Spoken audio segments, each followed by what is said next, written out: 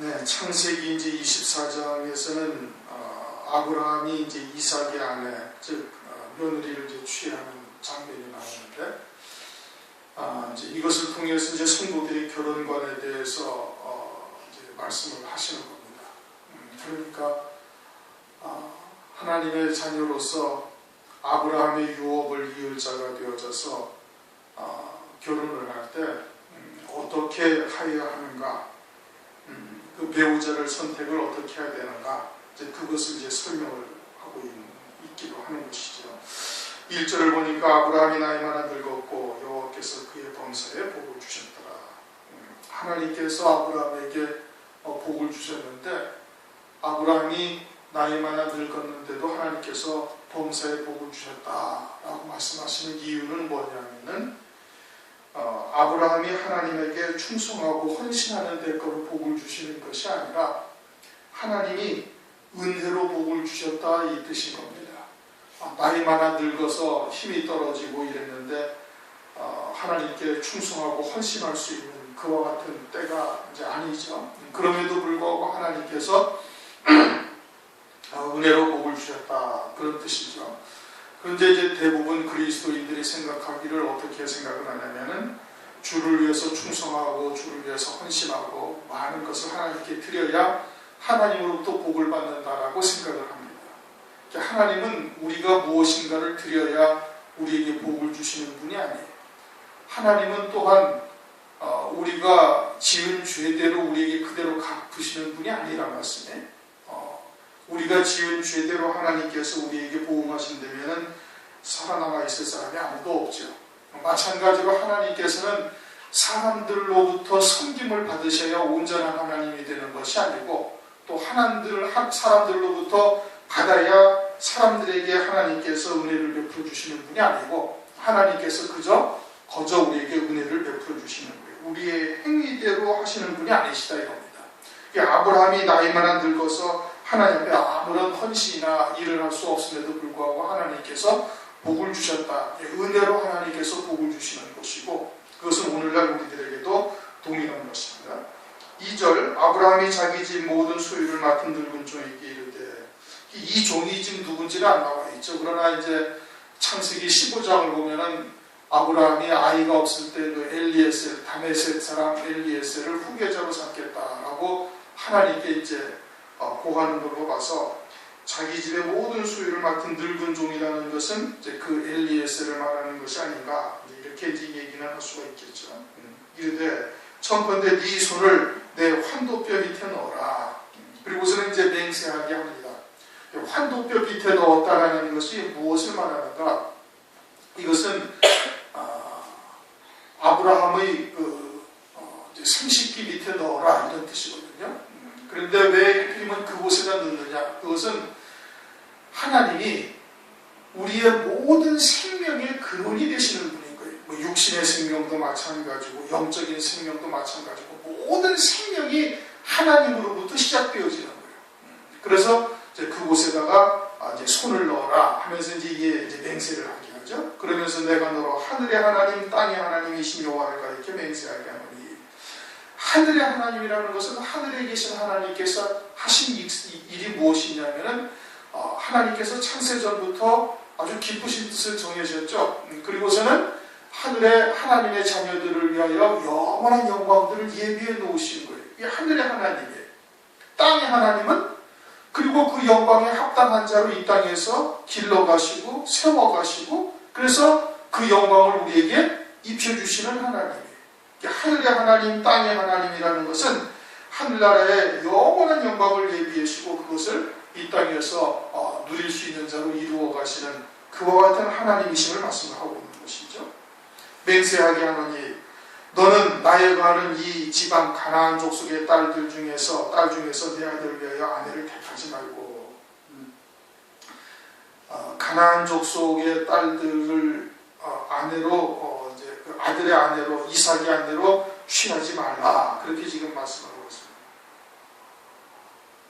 가나안 족속은 우리가 이제 성경에서 말씀을 하고 있지만, 뒤에 하나님께서 이스라엘 백성들로 가나안 땅을 주실 때 가나안 땅에 들어가서 코로 호흡하는 모든 것들은 다 하나님이 진멸하라고 그러시요.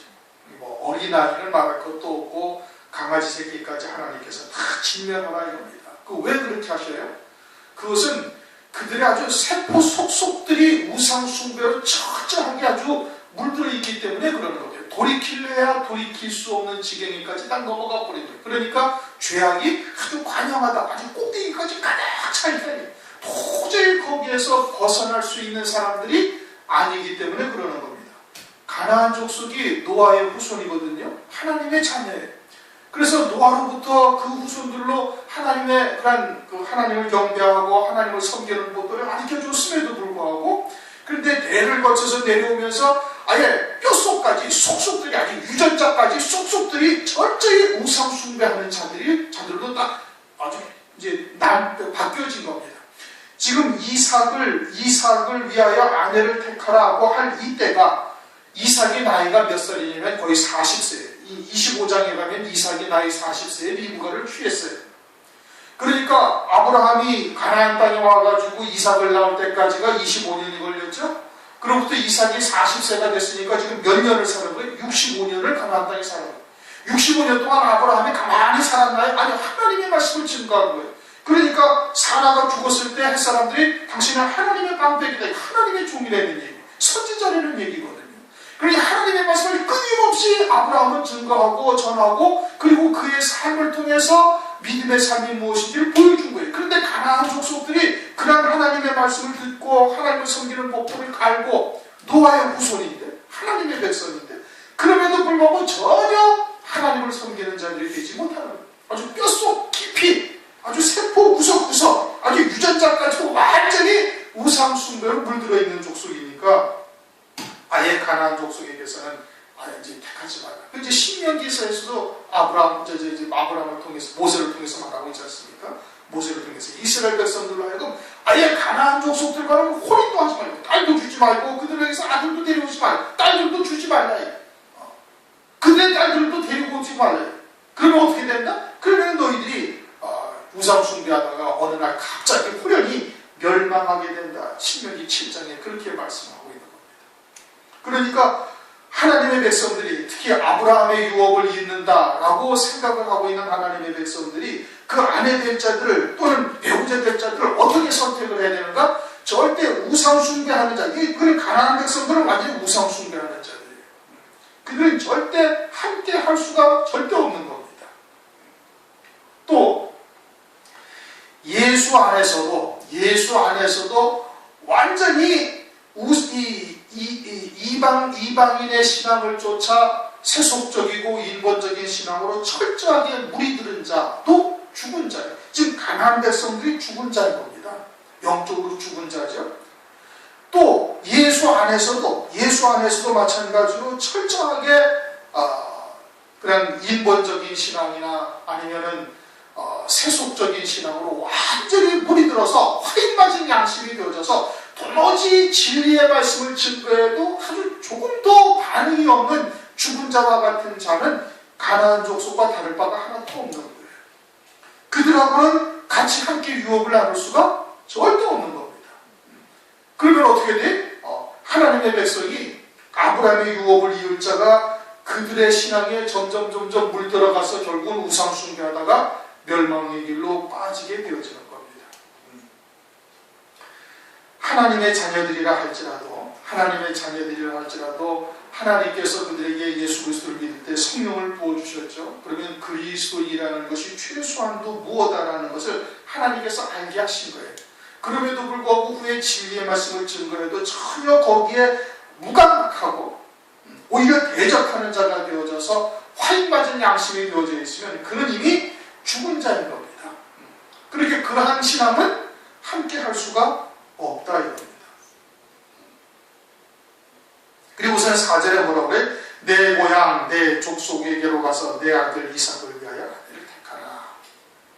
그럼 거기는 우상 숭배를 하고 있지 않냐면 우상 숭배를 하고 있어요. 갈대우르 지방에 거기는 우상 숭배를 하고 있어요. 그런데 문제는 뭐냐면은 그곳에서 아브라함이 하나님의 말씀을 듣고 나올 때 그 아비 데라도 함께 나왔죠. 조카 롯도 왔죠. 물론 데라는 하람 땅에서 우상 숭배를 하다가 돈 버는 맛에 그냥 죽은 자가 되어져서 두고 하나님께서 아비집을 떠나라니까 왔지만 조카 롯은 여기까지 왔다 이게.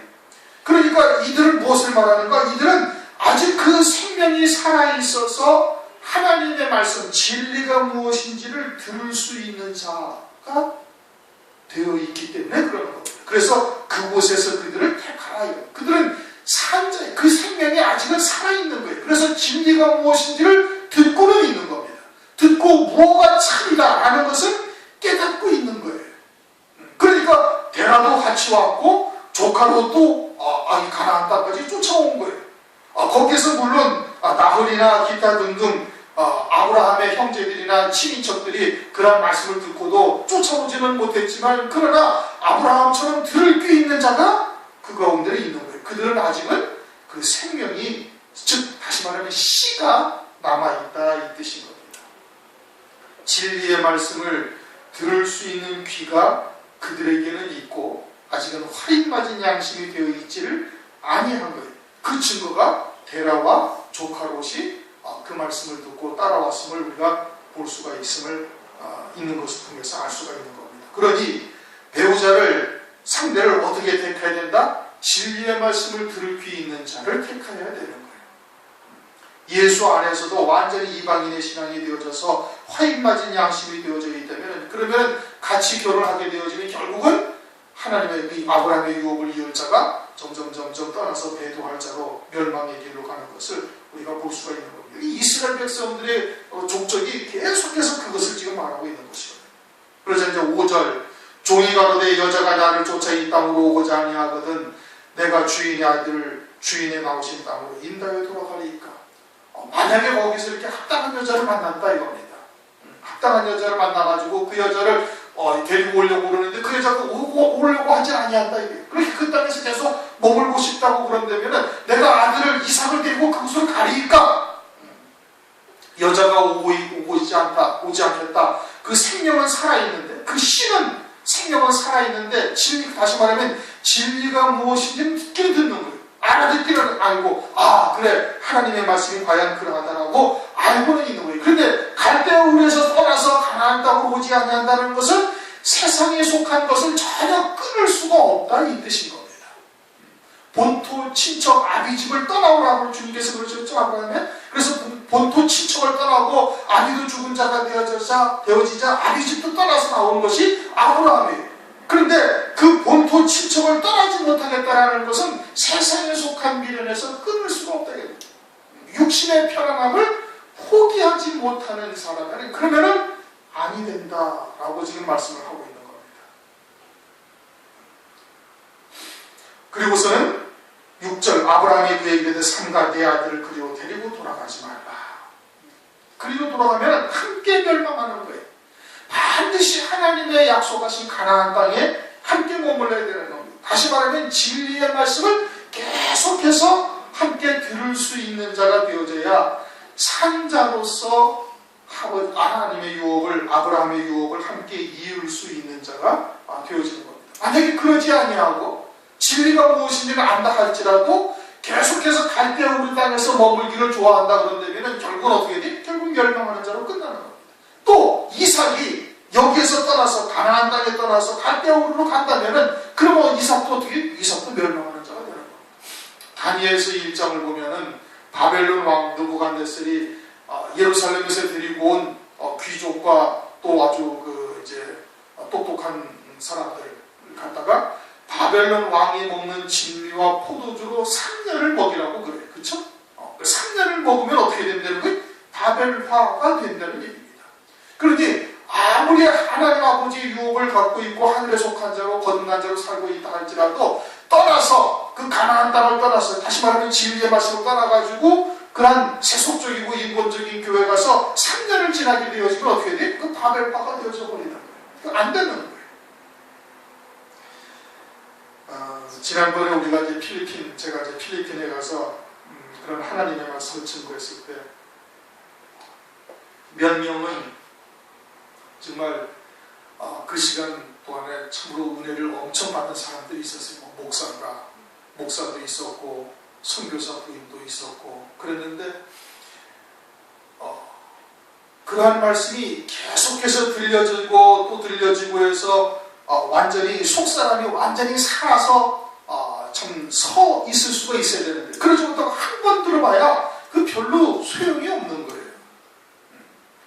또 이제 우리 교회에서 하나님의 말씀을 들어서 이제 환난 날 우리가 이제 순교를 통해서 첫째 부활의 영광을 입는다, 또 우리가 때가 다 됐다, 진리가 무엇인지 안다 라고 깨닫고 믿고 있다 할지라도 떠나가지고 나가서 세속적이고 인본적인 일반적인 그런 혼잡된 말씀을 갖다가 듣고 살게 되어지면은 그 신앙은 다 팔아먹고 결국은 거기에 이르지는 절대 못하는 겁니다.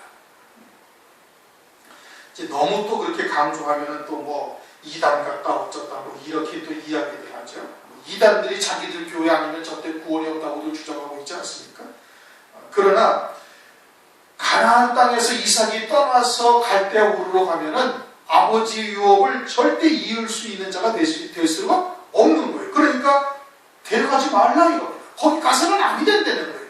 혼잡된 말씀을 듣고, 거기는 물론 생명이 살고 살아있고 씨가 아직도 살아있는 자가 산자로서 있는 자들이 있다 할지라도, 그러더라도 그곳에 가서 말씀을 듣고 그곳에서 생활하게 되어지면 결국은 어떻게 돼? 멸망하는 자로 끝나버리고 만다 이겁니다. 7절 하늘의 하나님 여호와께서 나를 내 아버지 집과 내 본토에서 떠나게 하시고 내게 말씀하시며 내게 맹세하여 이르기를 이 땅을 내 시에게 주게 하셨으니 그가 그 사자를 내 앞서 보내실지라. 아브라함이 지금까지 체험을 했거든요. 아브라함이 이삭을 낳았고 모리아 산까지 가서 아브라함이 하나님을 만나고 하나님을 이제까지 체험을 했어요. 그러니 이 땅이 이삭으로 말미암아 자기와 자기 후손들에게 하나님께서 영원한 기업으로 주셨다는 것을 확신하고 있는 겁니다.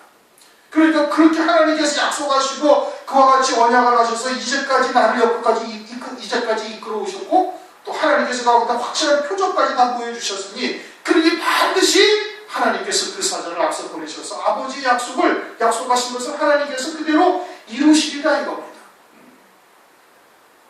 믿음으로 모리아 산까지 갔다 온 아브라함이니 그 믿음에 대해서는 더 이상 이야기할 필요가 없는, 그 정도로 하나님께서 확고한 표적을 하나님께서 보여주셨으니까 반드시 이삭을 이 땅에서 이삭으로 말미암아 하늘 별과 같이 또는 바닷가의 모래와 같이 번성케 하실 것을 확신하고 있는 거예요. 그래 반드시 하나님께서 앞서서 사자를 그리고 보내실지라. 오늘날도 우리에게 그와 같은 믿음이 있으면은 우리에게 주신 하나님의 말씀이 첫째 부활의 영광을 주신다고 말씀하신 것 아니겠어요? 그와 같은 하나님의 말씀에 확신을 가지고 있다면 그에 합당한 배우자들 또는 하나님께서 이렇게 역사를 하실 것을 우리가 믿어야 되는 겁니다. 그가 그 사자를 내 앞서 보내실지라 네가 거기서 내 아들을 위하여 아내를 택할지니라. 만일 8절 만일 여자가 너를 쫓아오고자 아니하면 나의 이 맹세가 너와 상관이 없나니 오직 내 아들을 데리고 그리로 가지 말지라. 합당한 여자가 있다 할지라도 이곳으로 그래서 오고자 하지 않다면 그러려면 어떻게 한다? 그러려면 필요 없다 이겁니다. 아들은 절대 그리로 데려가서는 아니 된다. 하나님께서는 한 생명을 실족케 하는 것이 더 큰 과실인 거예요. 한 생명을 구원하지 못한 책임보다 한 생명을 실족케 하는 것이 더 큰 책임인 겁니다. 그래서 마태복음 18장 6절에 누구든지 나를 믿는 이 소자 중 하나를 실족케 하면 차라리 연자맷돌을 그 목에 달리우고 깊은 바다에 빠뜨리우는 것이 나으리라.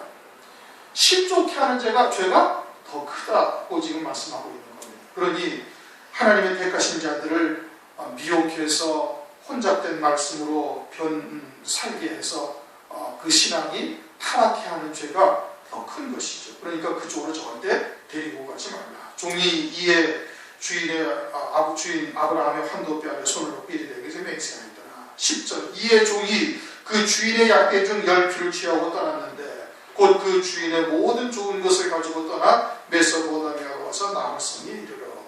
메소포타미아 나홀까지 가려면은 몇 달이 걸리는 거리인 겁니다. 몇 달이 걸리는 거리인 것인데 그런데 아주 금방 간 것처럼 이렇게 지금 말씀을 하고 있어요. 이 늙은 종이 더군다나 나이도 먹고 그랬으니까 그냥 뛰어갈 수도 없고 달려갈 수도 없고 그러니까 시간이 많이 걸렸을 터인데, 그런데 아주 그냥 가뿐하게 순식간에 간 것처럼 이렇게 표현하고 있다는 것은 자기 주인이 기뻐하는 일에 같이 기뻐하면서 아주 기쁨으로 달려가니까 그 길이 아주 잠깐인 것이, 야곱이 뒤에 라헬을 아주 열렬히 사랑을 하죠. 연애함으로 7년을 봉사하는데 7년을 수일처럼 지냈더라, 그렇게 말하죠. 이게 기쁨이니까 라헬을 자기의 아내로 얻을 그 기쁨 때문에 7년을 그냥 잠깐 지나간 것처럼 지나버리는, 마찬가지로 이 종도 자기 주인의 기뻐하는 그 기쁨을 갖다가 깨닫고서는 그 일에 함께 기뻐하며 달려가니까 이 메소포타미아까지 가는 길이 아주 잠깐이나 고난의 길이 아니다라고 지금 여기고 있는 겁니다. 그러면은 우리들도 첫째 부활의 영광 어린 양의 아내로 우리에게 하나님께서 영광을 예비해 놓으시고 그리로 가는 길을 우리가 지금 달려가고 있지 않습니까? 그러면은 그러한 하나님의 기쁘신 뜻과 또 예비하신 영광을 알고 우리가 믿음으로 받고 그 길을 간다면 그 길이 비록 어렵고 힘들고 또는 많은 세월을 거쳐서 가야 하는 길이라 할지라도 그 길이 아주 기쁨의 길이 될 수가 있고 아주 가볍게 가는 길도 얼마든지 될 수가 있는 거예요. 그런데 그 길이 멀고 힘이 들고 또 지치고 이러한 생각이 든다는 것은 우리 안에 그와 같은 믿음이 온전히 자리 잡지 못하고 있기 때문에 그러는 겁니다. 이 늙은 하인은 아주 가뿐하게 메소포타미아까지 간 거예요. 최소한도 몇 달이 걸리는 과정이거든요. 약대 10피를 취하고 가는데 맨날 뛰어가겠습니까? 막 달려가겠습니까? 그렇게 가면 못 가는 길이에요. 잠시 그냥 한두 시간 가서 끝날 일이라면 그냥 달려갈 수는 있겠지. 그러나 이게 몇 달을 가야, 한 2달 이상을 가야 할 거리거든요. 그런데 그 길을 갖다가 아주 그냥 가뿐하게 갔다라는 것은 그런 주인의 기쁨으로 하나가 되어져 있음을 말씀을 하시는 것이고, 이것은 오늘날 우리들로 하여금 우리들도 과연 주님의 기쁨과 하나가 되어져서 우리가 그 순례의 길을 가고 있는가? 그러면은 지치지 아니하는 거예요. 하늘나라를 소망하는 자는 독수리가 낮게 지어 올라간 것 같이 새 힘을 얻는다고 성경에 말씀하고 있지 않습니까? 그런데 우리가 주저앉아 있고 또 낙심하여 있고 또 가는 길이 왜 이도 뭔가 라고 느낀다면 우리의 믿음이 아직 그러한 온전한 믿음의 자리에 있지 못하다, 이 뜻인 겁니다. 11절 그 약대를 성과 우물 곁에 꿀렸으니 저녁때라 여인들이 물을 길러 나오다. 하나님께서 나물 성에 딱 이르게 하셨는데, 그런데 딱 이르니까 딱 어느 때? 저녁때. 저녁때가 됐으니까 밥을 하려고 여인들이 어떻게? 물을 길르면 다 우물가로 나올 때다 이겁니다. 하나님께서 아주 적시에 정확하게 딱 그 자리에 이르게 딱 하신 거예요. 그리고서는 이제 12절에 그가 이제 하나님께 기도합니다. 그가 가로되 우리 주인 아브라함의 하나님 여호와 여호와건대 오늘날 나로 순적히 만나게 하사 나의 주인 아브라함에게 은혜를 베푸시옵소서. 성중 사람의 딸들이 물 길러 나오겠사오니 내가 우물 곁에 섰다가 한 소녀에게 이르기를 청컨대 너는 물 항아리를 기울여 나로 마시게 하라 하리니 그의 대답이 마시라 내가 당신의 약대에게도 마시우리라 하면 그는 주께서 주의 종 이삭을 위하여 정하신 자라 이로 인하여 주께서 나의 주인에게 은혜를 베푸심을 내가 알겠나이다. 12절부터 지금 이 종이 기도한 겁니다. 어떻게 기도했는가 하니 이제 하나님께서 이제 우리 주인 아브라함이 이제 얘기한 곳까지 내가 왔으니까 이제 여기서 내가 주인의 그냥 이제 며느리 될 자, 이삭의 아내 될 자를 이제 택해야 될 텐데 어떻게 택할 것인가 생각을 하다가 이제 기도를 한 거예요. 하나님, 아브라함의 하나님, 내가 이제 어떠한 처녀를 만나가지고 내가 좀 물 좀 나에게 물 좀 주라. 그러면은 그 처녀가 나에게 물만 줄 뿐 아니라 옆에 있는 약대까지도 스스로 그냥 자비를 베풀어서 사랑을 베풀어서 그 약대까지도 물을 막 주는 그와 같은 처녀를 만난다면은 그렇다면 그 여자가 하나님이 예비하신 종이라고 나는 생각을 하고 예비하신 그런 그 며느리라고 생각을 하고 믿겠나이다 라고 하나님께 기도를 한 거예요. 어떻게 보면은 기도 참 잘했다. 그리고서는 이제 그대로 이루어져서 리브가를 만나게 되죠. 그렇죠? 그런데 이제 문제는 뭐냐면 오늘날 많은 그리스도인들이 대부분 내가 이리저리 이렇게 저렇게 행하면은 하나님께서 이렇게 저렇게 행할 때 이렇게 하시면은 그것이 하나님의 응답이라고 알겠다 하고 이렇게 기도하는 이와 같은 기도를 오늘날도 많이 합니다.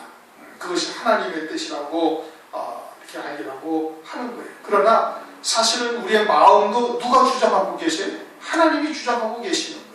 그러니 여기까지 순탄하게 오게 하시고 또 정확하게 하나님께서 나홀성에 저녁 때 우물 곁에 이르게 하셔가지고 아주 길을 하나님께서 형통하게 하시고 있다면 그러면은 온전한 믿음의 사람이라면 어떻게 기도를 해야 되는 거 아니? 하나님께서 나로 여기까지 이렇게 순적하게 오게 하셨으니 어떻게 하면 내가 하나님이 정하신 이삭의 아내 될 자를 만날 수 있을 것인지 나도 알게 하여 달라고 하나님께 구하였으면 하나님께서 지금 이 종이 기도하는 내용대로 그 마음대로 마음을 하나님께 주장하셔서 그렇게 기도하라고 시키셨을 깨우쳐 주셨을 거예요. 그런데 그렇게 하나님께 묻지 아니하고 자기가 이리저리 행할 테니까 하나님께서 그 길을 인도해 주려고 이렇게 기도하고 있거든요. 그러니까 이것은 그런 아브라함과 같은 믿음의 자리에 있지 못한 종의 신앙으로서의 기도인 겁니다. 우리가 더욱더 온전한 기도를 할 때 하나님께 성령을 의지해서 하나님의 뜻대로 구할 수 있도록 하나님의 인도하심을 받아야 돼요. 그러면 하나님께서 어떻게 구하게 하시겠어요? 지금 이 종이 생각하는 바대로 하나님께서 생각을 하게 하신 거예요. 사실은 이렇게 마음 먹게 한 것도 하나님께서 이렇게 마음을 먹게 하신 거거든요. 그렇게 구하게 하신 거예요. 하나님께 그렇게 구했으면 더욱더 온전한 믿음으로서 하나님께서 이렇게 구할 수 있도록 마음을 주신 거거든요. 그것을 이 종은 지금 깨닫지를 못하고 있는 거예요. 하나님께서 그 마음을 감찰하시고 생각까지도 전부 주장하신다는 하나님이신 것을 깨닫지를 못하고 있는 것이죠. 우리도 기도를 합니다. 하나님께 기도를 해요. 그런데 기도를 할 때 자기의 생각을 놓고 기도할 것이 아니라 하나님의 인도하심을 쫓아 기도하는 그와 같은 신앙이 되는 것이 더 온전한 신앙인 것이죠. 이 종은 그러한 아브라함과 같은 믿음의 자리에 있지 못하니까 이와 같이 기도를 했지만은 그러나 하나님께서 우리가 과연 어떻게 하면은 이삭의 아내 될 자, 아브라함의 며느리 될 자를 만날 수 있을 것인지 하나님께 구하였으면 하나님께서 이렇게 기도하라고 가르쳐 주실 거예요. 그리고 이 마음도 지금 사실은 하나님께서 이렇게 기도하라고 깨우쳐 주신 겁니다. 그런데 그것이 하나님의 역사인지를 이 종은, 늙은 종은 깨닫지를 못하고 있는 거예요. 그렇게 믿음이 아직 그에 이르도록 온전한 믿음이 되어 있지를 못하는 것이죠. 자기는 자기 나름대로 좋은 지혜를 가지고서 이렇게 하나님께 구하여서 하나님으로부터 응답을 받았다고 할 수 있을지 모르지만 사실은 그 마음도 하나님이 주장하신 거거든요. 그러니 더욱더 온전한 믿음이 되기 위해서는 그처럼 하나님께 먼저 구할 바를 기도하고 그 하나님께서 성령으로 인도하시는 대로 기도하고 그리고 또 하나님의 인도하심을 어떻게 받을 수 있는 자가 되어야 됩니다. 우리도 이제 이러한 실수를 많이 하는데 이러한 늙은 종의 기도를 통해서 이제 우리에게 깨우쳐 주시는 거예요. 중요한 것은 아브라함의 유업을 이을 자로서의 배우자를 어떻게 선택을 해야 되는가를 지금 우리에게 계시를 하신 겁니다. 나머지는 부수적인 것이고 아브라함의 유업이라는 것은 아브라함은 첫째 부활의 영광을 입고 그리스도와 함께 왕으로서 천년왕국에서 다스릴 자예요. 어린 양이 아니에요. 그리스도의 신부로서의 믿음의 조상인 겁니다. 그러면 우리도 같은 믿음의 이제 하늘의 유업을 이을 자로서 우리가 소망을 가지고 믿음으로 살아가고 있는데 그러면 우리들의 배우자는 어떻게 선택을 할 것인가? 이방 신앙은 절대 있을 수가 없는 겁니다.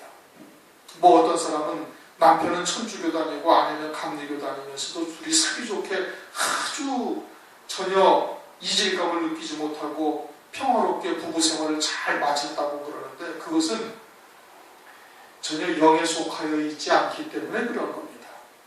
그저 육신의 인격을 노양하는 정도의 종교 활동을 하고 있으니까 전혀 부대끼는 게 없는 거예요. 뭐 불교에 다니는 사람이나 뭐 마찬가지 아니겠습니까? 그냥 인격이나 도모하고 이 땅에서 사람들끼리 평화롭고 서로 사랑하면서 사는 것이 종교의 목적이라고 한다면 어떤 종교끼리 서로 합해져도 상관이 없는 거예요. 그러나 우리가 믿는 하나님, 우리가 믿는 그리스도는 그러한 분이 아니시거든요. 우리는 이건 영생과 관계된 것이고 이것은 생명과 관계된 것이거든요. 그러니까 영에 속한 자라면 절대 이질감을 느끼는 타 그리스도와 벨리알이 조화를 이룰 수가 없어요. 빛과 어둠이 하나가 되어질 수가 절대 없는 겁니다. 아울러 그리스도인이라 할지라도 영적으로 산 자와 죽은 자는 확연하게 구분이 되는 겁니다. 그리스도 안에서도 완전한 이방인 신앙이 되어져서 죽은 자가 되어져서 전혀 무감각한 거예요. 이게 진리가 무엇인지를 전혀 깨달으려고 하지 않아요. 그저 예수 믿고 복받는 그러한 세속적인 신앙이나 아니면은 그저 인격이나 도야하고 훌륭한 사람으로서 인격의 수양 정도로 하나님의 말씀을 보고 있는 사람이라면은 절대 이와 같은 하나님의 말씀을 받아들일 수도 없고 같이 할 수도 없는 겁니다. 그러니까 진리를 들을 수 있는 자여야 되는 거예요. 어쨌든 간에 진리가 무엇인지 하나님의 말씀이 무엇인지를 듣고 깨달을 수 있는 자가 되어야 되는 거예요. 그리고서는 함께 가나안 땅의 유업을 받을 자의 자리에 함께 앉아 있을 수가 있어야 되는 거예요. 그래야 그 아브라함의 유업을 함께 누릴 수 있는 자가 되어질 것을 지금 말씀을 하고 있는 겁니다. 절대 갈대우르로 간다? 그거는 멸망하는 것이에요. 그것을 오늘 아브라함이 그 이삭의 아내 될 자를 택하는 장면을 통해서 오늘날 우리들에게 하나님께서 주시는 교훈인 겁니다. 통속으로 잠시 기도하시겠습니다.